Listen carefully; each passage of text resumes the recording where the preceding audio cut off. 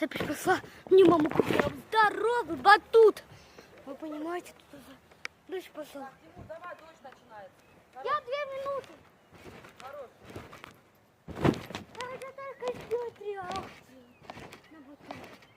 Ну 2 минутки можно.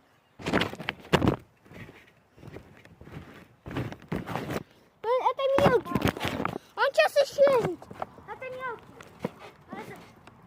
А секундок. И я уйду, когда будет нормально. Дождь идет.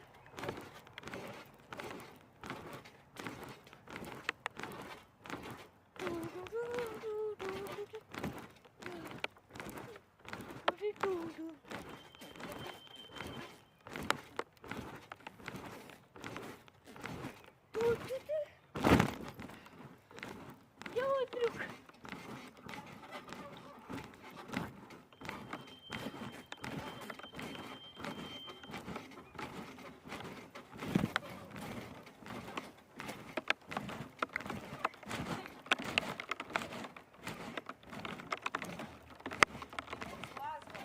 Все, значит, я совсем запросил. Всем пока.